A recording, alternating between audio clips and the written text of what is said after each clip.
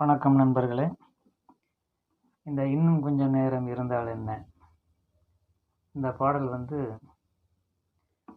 நார்மலாக கிட்டாரில் வெஸ்டர்னில் டியூனிங் பண்ணி வச்சுருக்கிறாங்களே, ஜி அந்த டைப்பில் இருக்கும்போது எந்த மாதிரி வாசிக்கணும்னு பாருங்கள்.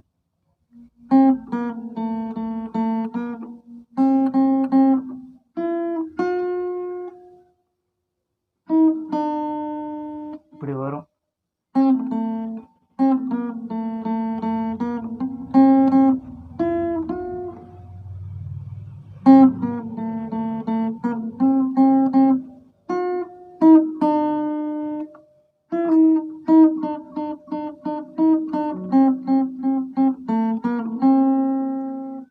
இங்கிருந்து 1 கிலோமீட்டர் தூரத்துக்கு நம்ம ட்ராவல் பண்ணால் தான் அடுத்த நோட்டை பிடிக்க முடியும்.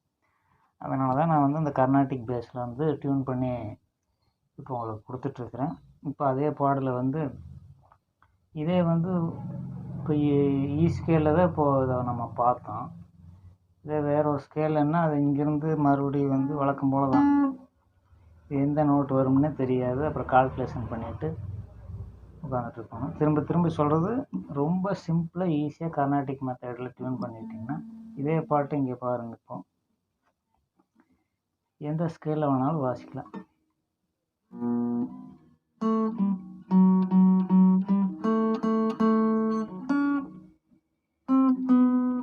எவ்வளோ தூரம்? இந்த 4 ஃப்ரெட்டுக்குள்ளே தான் இருக்குது.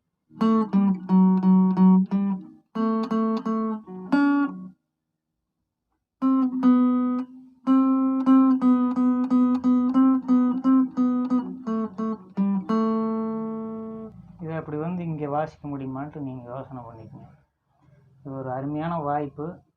என்னுடைய இந்த மெத்தடில் நான் முதல்ல இதை யோசனை பண்ணி இப்போ உங்களுக்கு கொடுத்துட்ருக்குறேன். Very simple. திரும்பியும் பாருங்கள். அதில் ஒரு ஸ்கேலில் வாசிச்சுட்டு இன்னொரு ஸ்கேலில் வாசிக்கணும்னா ரொம்ப சிரமம். இதில் அப்படி இல்லை. அதே ஃபிங்கரிங் எடுத்து எங்கே வேணாலும் வச்சுக்கலாம் செட்டாக. இப்போ இந்த டி ஸ்கேலில் இப்போ வாசிச்சு காமிச்சு அதே ஸ்கேலில் எப்படி வரும், அதே தான்.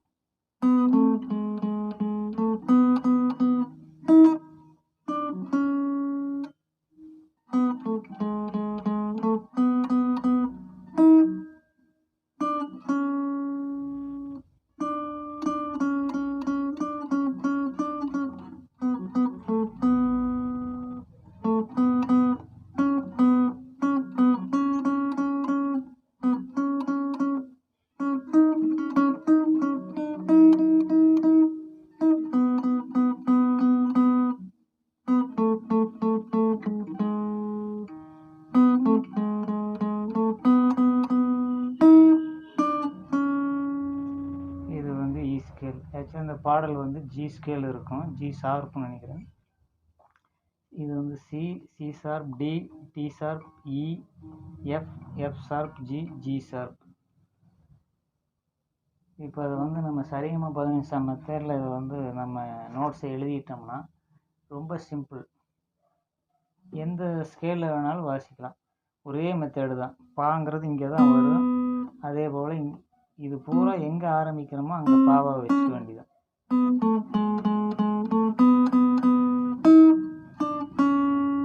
புரியுதுங்களா?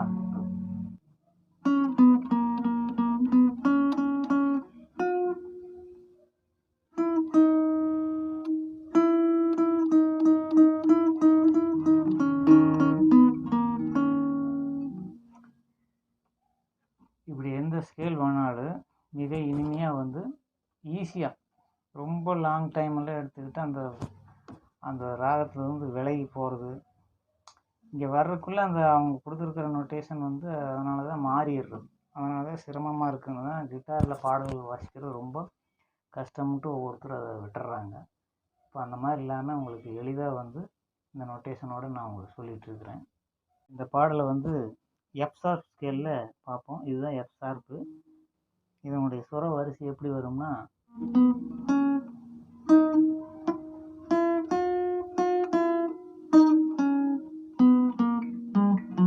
இது போக நீ 1 வரும். அது என்னன்னா சா நீ 2, இந்த நீ வரும். அது இங்கேயும் இருக்கு.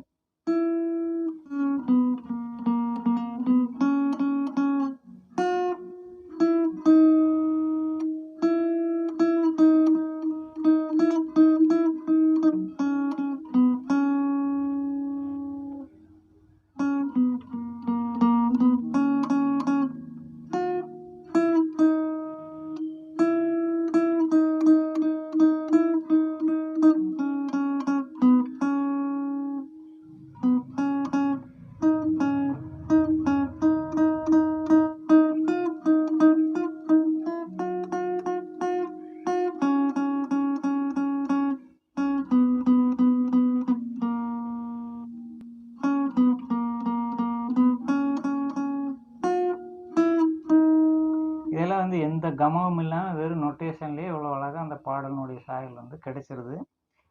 இது இந்த ஸ்கேலில் பார்த்தீங்கன்னா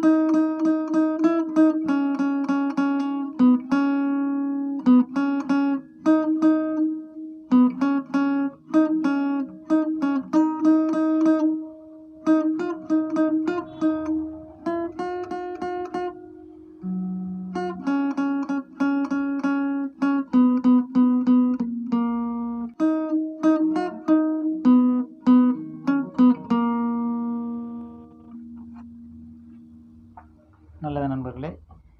இதனுடைய நொட்டேஷன் முழு நொட்டேஷன் வேணுங்கிறவங்க வாட்ஸ்அப் நம்பரில் கான்டாக்ட் பண்ணி வாங்கிக்கலாம். இது வந்து கிட்டாருக்குனானது அப்படின்னு நினச்சிக்காதீங்க. எல்லா இன்ஸ்ட்ருமெண்ட்டும் இந்த நொட்டேஷன் வச்சு வாசிச்சிடலாம். அந்தந்த இன்ஸ்ட்ருமெண்ட்டுக்கு தகுந்த மாதிரி நம்ம தான் வந்து அதை யூஸ் பண்ணிக்கணும். அந்த எந்த ஒரு இன்ஸ்ட்ருமெண்ட்லேயும் வாசிக்கலாம். அப்பேற்பட்ட அமைப்பு தான் நம்ம கர்நாடிக் அமைப்பு.